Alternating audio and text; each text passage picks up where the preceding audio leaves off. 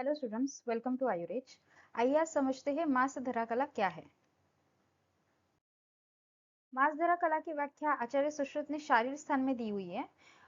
उनका कहना है तासाम प्रथमा मास धरा नाम यस्या मास गतानाम सीरा स्नायु धमनी स्रोतसाम प्रताना भवंती।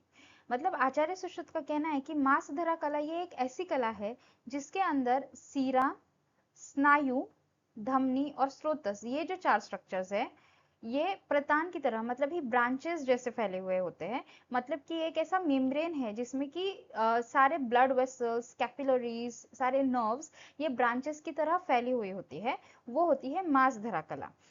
मांसधरा कला वो परत है जो मांसपेशियों को धारण करती है।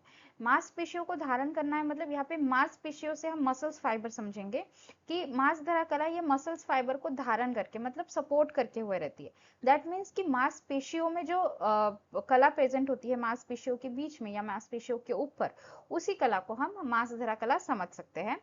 और जिसमें blood vessels, nerves, connective structures जो भी है, जो कि अभी हमने देखा कि सीरा, स्नायु, धमनी और स्रोतस, जो आचार्य ने बताया है सीरा, स्नायु, धमनी एंड स्रोतस। सीरा से यह मतलब होता है वेन्स, स्नायु से लिगामेंट्स, टेंडन्स या फाइब्रस स्ट्रक्चर्स, धमनीज मतलब आर्टरीज और स्रोतस मतलब माइक्रो चैनल्स और कैपिलरीज। तो ये सारे जो ब्लड वेसल्स है, जो कैपिलरीज है, जो नर्व्स है और जो फाइब्रस कनेक्टिव टिश्यूज है, ये सारे जो स्ट्रक्चर्स है ये इनमें जो फैले हुए होते हैं ब्रांचेस की तरह जिसमें फैले हुए होते हैं, वो होती है मांसधरा कला। मांस के अंदर जाल की तरह नलिकाएं और संरचनाएं फैली हुई होती है। यह सब मांसधरा के कारण होता है। ये सब मांसधरा के कारण ही व्यवस्थित सारी जगह पे फैली हुई होती है और मांसपेशियों से कनेक्टेड होती है, मतलब मसल फाइबर से कनेक्टेड होती है बिकॉज ऑफ द मांसधरा कला। इसका ये मतलब हुआ कि मांसधरा कला से ये जो ब्रांचेस है ये मांसपेशियों के अंदर मतलब मसल्स फाइबर के अंदर जाती है। दैट मीन्स मांसधरा कला इन सारे ब्रांचेस को सपोर्ट करने का काम या स्पेस देने का काम करती है। ये इंपॉर्टेंट पॉइंट है जो आपको याद रखना है रिगार्डिंग मांसधरा कला की मांसधरा कला में सीरा, स्नायु, धमनी और स्रोत मतलब ही सारे ही blood vessels, micro channels, capillaries और नर्व्स ये सारे मांसधरा कला में फैले हुए होते हैं। मूविंग ऑन, नेक्स्ट हम देखेंगे मांसधरा कला का सादृश्य जो कि आयुर्वेद में आया हुआ है, जिसे ही हम समझेंगे रिजेम्बलेंस। आचार्य सुश्रुत ने मांसधरा कला का एग्जैक्टली रिजेम्बलेंस किससे होता है और हम कैसे समझ सकते हैं, ये नेचर का यूज करके, प्रकृति का यूज करके उन्होंने हमें एक रिजेम्बलेंस बताया है। वो कुछ इस तरीके से है। यथा वृष मृणालानि विवर्धन्ते समन्ततः भूमि पद्मोदक स्थानी तथा मासे सीरा आदय।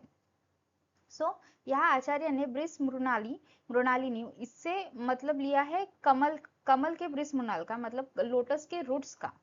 जो लोटस के रूट्स होते हैं, जो लोटस के रूट्स के फाइबर्स होते हैं, वो कीचड़ या फिर पानी में फैले हुए होते हैं। अगर आप देखते हैं कि लोटस के जो रूट्स है, लोटस के जो ब्रांचेस है, वो कीचड़ में या पानी में एकदम ब्रांचेस की तरह फैले हुए होते हैं।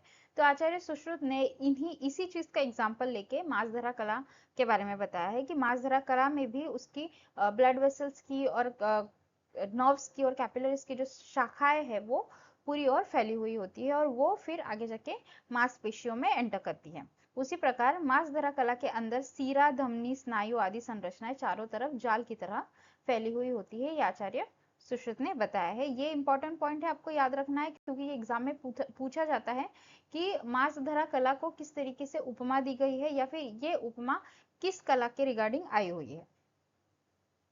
मूविंग ऑन, अभी हम देखेंगे कि मांसधरा कला हमने आयुर्वेद में पढ़ा कि उसके बारे में क्या बताया हुआ है, बट अब देखेंगे कि मांसधरा कला मॉडर्न साइंस में एग्जैक्टली हम किस स्ट्रक्चर से हम इस चीज को समझ सकते हैं। जो मांसधरा कला है उसे हम फेशिया या connective tissue framework of muscles इस चीज से समझ सकते हैं। मतलब मसल्स के ऊपर जो फेशियास प्रेजेंट होते हैं या फिर मसल्स में जो कनेक्टिव टिश्यूज होते हैं, उससे हम मांसधरा कला को समझ सकते हैं। Muscles is highly organized layer system. ये आपको सबसे पहले समझना पड़ेगा कि मसल्स एक्चुअली कैसे होते हैं और मसल्स की एग्जैक्टली एनाटॉमी क्या होती है और मसल्स में क्या क्या चीजें होती है जो मिलके मसल्स बनती हैं। It is highly organized layered structures, मतलब एक मसल में कई सारे लेयर्स प्रेजेंट होते हैं। वन बाय वन उसे देखते हैं। तो let's start from the very beginning कि सबसे पहले क्या प्रेजेंट होता है, तो सबसे पहले जो सबसे माइन्यूट स्ट्रक्चर है जिसे फंक्शनल यूनिट भी कहा गया है वो है सैक्रोमियर्स। जो मसल में सबसे माइन्यूट स्ट्रक्चर प्रेजेंट होता है वो है सैक्रोमियर्स, जो कि आप यहाँ पे देख सकते हो, ये होते हैं सैक्रोमियर्स जो कि फंक्शनल यूनिट होते हैं। फिर ये कई सारे सैक्रोमियर्स मिला के बनता है मायोफाइब्रिल्स। इंपॉर्टेंट, कई सारे सैक्रोमियर्स मिला के बनता है myofibrils, as you can appreciate here. फिर हो जाते हैं मायोफाइब्रिल्स। तो ये जो आप स्ट्रक्चर्स देख पा रहे हो, दिस इज मायोफाइब्रिल्स, जो कि कई सारे सैक्रोमियर्स मिला के बनते हैं। और इन्हीं मायोफाइब्रिल्स में एक्टिन और मायोसिन ये चीजें भी प्रेजेंट होती है जो कि कॉन्ट्रैक्शन के लिए मदद करती है। फिर कई सारे मायोफाइब्रिल्स मिला के क्या बनता है, कई सारे मायोफाइब्रिल्स मिला के बनते हैं muscle fibres, which you can appreciate here. This is the muscle fibre जो कई सारे मायोफाइब्रिल्स मिला के बन रहा है। देन आफ्टर दैट कई सारे मसल फाइबर्स मिला के बनते हैं, बंच ऑफ मसल फाइबर्स मिला के बनते हैं fascicles, which is also called as bundles, muscle bundle जिसे हम बोलेंगे या फिर fascicles बोलेंगे। So many muscle fibers join together to form fascicles, which you can appreciate here. This is the fascicle, okay, which is formed by rejoining of many muscle fibers. और जब ये कई सारे फेसिकल्स, जब मेनी ऑफ फेसिकल्स या फिर muscle bundles एक साथ मिलते हैं तब बनता है होल मसल। सो फाइनली बहुत सारे फेसिकल्स मिला के बनता है होल मसल। सो ये एक लेयर्ड स्ट्रक्चर्स है, एज यू कैन सी कि सबसे पहले सैक्रोमियर होता है, कई सारे सैक्रोमियर मिला के बनाते हैं मायोफाइब्रिल्स, देन कई सारे मायोफाइब्रिल्स मिला के बनता है मसल फाइबर, कई सारे मसल फाइबर्स मिला के बनते हैं फेसिकल्स जिसे हम मसल बंडल भी बोलते हैं, एंड कई सारे मसल बंडल्स मिला के बनती है whole muscle. So it is a complex structures, और ये सारे पॉइंट्स आपको अच्छे से याद रखने की, एग्जैक्टली मसल, ये मसल में क्या क्या प्रेजेंट होता है और किन सारे स्ट्रक्चर से मसल बनती है, and then at the end will get the whole muscle. So अब हम ये जो सारे स्ट्रक्चर्स है इनमें जो फेशिया और कनेक्टिव टिश्यू का फ्रेमवर्क है उसे ही हम मांसधरा कला से समझ सकते हैं। आइए इसे डिटेल में देखते हैं। सो कनेक्टिव टिश्यू कवरिंग्स क्या होती है मसल्स के इन सारे स्ट्रक्चर्स में। सबसे पहले कनेक्टिव टिश्यू के यहाँ पे 3 लेयर्स प्रेजेंट होते हैं। सबसे पहले और सबसे इनर लेयर जो होती है वो है एंडोमाइसिन, ओके। सो एंडोमाइसिन कहाँ प्रेजेंट होती है, it surrounds each muscle fibre, important. So हमने देखा दैट सैक्रोमियर्स मिला के बन रहे हैं मायोफाइब्रिल्स, मायोफाइब्रिल्स मिला के बन रहे हैं मसल फाइबर्स। तो यहाँ पे बात हो रही है इन मसल फाइबर की, इस स्ट्रक्चर की, ओके। सो इस स्ट्रक्चर्स के ऊपर जो कनेक्टिव टिश्यू प्रेजेंट होगा, यहाँ पे जो कनेक्टिव टिश्यू प्रेजेंट होगा covering this structure, covering this muscle fibre, is known as endomysium. And इसमें क्या प्रेजेंट होते हैं, इस स्ट्रक्चर में प्रेजेंट होते हैं कई सारे कैपिलरीज एंड नर्व एंडिंग्स। जैसे कि हमने मांसधरा कला के बारे में पढ़ते हुए देखा आयुर्वेद में कि उन्होंने बताया कि कई सारे ब्रांचेस प्रतान की तरह सीरा, स्नायु, धमनी, ये सारी चीजें, स्रोतस, ये सारी चीजें मांसधरा कला में प्रेजेंट होती है। तो वैसे ही कुछ चीज हम यहाँ पे भी देख रहे हैं कि एंडोमाइसिन में भी क्या प्रेजेंट होती है, कैपिलरीज और नर्व एंडिंग्स एंडोमाइसिन में प्रेजेंट होती है। उसके बाद की जो लेयर आती है वो है पेरीमाइसिन। पेरीमाइसियम प्रेजेंट होता है फेसिकल्स में, as we have already learned कि मसल, कई सारे मसल फाइबर्स मिला के बनाते हैं fascicles, which you can appreciate here. This is the fascicle, this portion is the fascicle. और इस फेसिकल में जो कनेक्टिव टिश्यू प्रेजेंट होता है, जो कनेक्टिव टिश्यू की कवरिंग प्रेजेंट होती है उसे हम बोलेंगे perimysium. That covering is called as perimysium. और क्या होता है यहाँ पे पेरीमाइसियम में क्या प्रेजेंट होता है, it is a pathway for blood vessels and nerves. So यहाँ पे भी कुछ ब्लड वेसल्स और नर्व्स प्रेजेंट होती है, ये पाथवे बनाती है ब्लड वेसल्स और नर्व्स के लिए। एंड उसके बाद थर्ड लेयर आती है epimysium, which surrounds the entire muscle. ये सबसे externally present होती है and it surrounds the entire muscle. So this is our entire muscle. So इस पूरे entire muscle में जो covering, connective tissue covering present होती है, that is called as epimysium. And it is continuous with the deep fascia. जो फिर यहाँ पे जो सबसे ऊपर, सबसे externally जो connective tissue covering present होती है, which is epimysium, ये then आगे जाके continue हो जाती है deep fascia के साथ। सो हमने 3 लेयर्स देखे। सबसे इंटरनली प्रेजेंट होती है एंडोमाइसियम, जो कि मसल फाइबर्स को कवर करके हुए प्रेजेंट होती है। देन पेरीमाइसियम, पेरीमाइसियम फेसिकल्स के ऊपर प्रेजेंट होती है।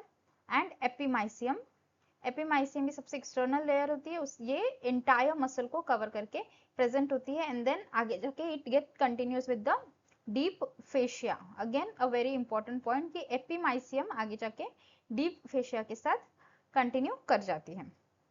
और ये जो सारे कनेक्टिव टिश्यू लेयर्स है, इन सब में कैपिलरीज, नर्व एंडिंग्स और ब्लड वेसल्स, ये सारे स्ट्रक्चर्स प्रेजेंट होते हैं। जैसे ही आयुर्वेद में बताया गया है कि ब्रांचेस प्रेजेंट होती है, सेम हमें मॉडर्न साइंस में भी मिलता है। देन फेशिया जो होता है, अभी हम फेशिया की बात करेंगे कि एग्जैक्टली फेशिया क्या है। जो हम डीप फेशिया की बात करते हैं, सुपरफिशियल फेशिया की बात करते हैं, सो फेशिया ये एक एक्सटेंडेड नेटवर्क है इन्हीं कनेक्टिव टिश्यूज का। ये जो हम कनेक्टिव टिश्यू देख रहे हैं which is endomysium, perimysium, epimysium, ये कनेक्टिव टिश्यू का ही एक्सटेंडेड जो नेटवर्क होता है उसे हम बोलेंगे फेशिया। दैट मीन्स यही कनेक्टिव टिश्यूज आगे जाके फेशिया कहलाती है जब वो एक्सटर्नली प्रेजेंट होती है।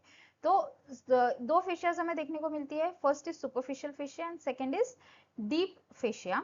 Superficial fascia, as the name suggest, superficial fascia ये सुपरफिशियली प्रेजेंट होती है just beneath the skin, skin के एग्जैक्ट नीचे या फिर सबक्यूटेनियसली सुपरफिशियल फेशिया प्रेजेंट होता है, covering the fat. Superficial fascia ये फैट को कवर करके प्रेजेंट होता है।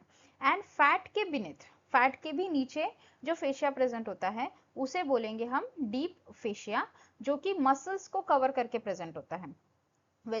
जो सेम चीज हमने यहाँ पे पढ़ी कि एपीमाइसियम उसी डीप फेशिया के साथ कंटिन्यू हो जाता है। सो इस चीज को और अच्छे से समझते हैं। So suppose this is your skin, okay, then यहाँ पे आपको स्किन के बाद प्रेजेंट मिलेगा सुपरफिशियल फेशिया। हम अभी यहाँ से एक्सटर्नली अंदर जा रहे हैं, ओके। सबसे एक्सटर्नली प्रेजेंट है स्किन, देन स्किन के बाद हमें मिलेगा superficial this is superficial fascia. उसके बाद will get fat. Suppose superficial fascia के बाद यहाँ पे प्रेजेंट है फैट, देन फैट के बाद will get deep fascia. So यहाँ पे प्रेजेंट होगा deep fascia, this is deep fascia. And then after that will get the muscle. So यहाँ पे प्रेजेंट होगी मसल, ओके।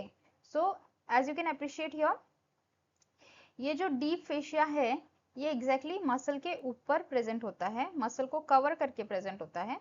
सो इसीलिए हमने यहाँ पे देखा कि एपीमाइसियम इसी डीप फेशिया के साथ आगे जाके कंटिन्यू हो जाता है। एंड जैसे वो एक्सटर्नल जाता है उसे डीप फेशिया बोला जाता है, एंड देन उसका और एक्सटेंडेड वर्जन उसे बोला जाता है सुपरफिशियल फेशिया, जो कि फैट के ऊपर और एग्जैक्ट स्किन के नीचे सबक्यूटेनियसली प्रेजेंट होता है। So that's all for today's lecture. I hope आपको आज का लेक्चर अच्छा लगा हो। अगर आपको अच्छा लगता है तो please do like, share and subscribe to my channel. Thank you for watching this video.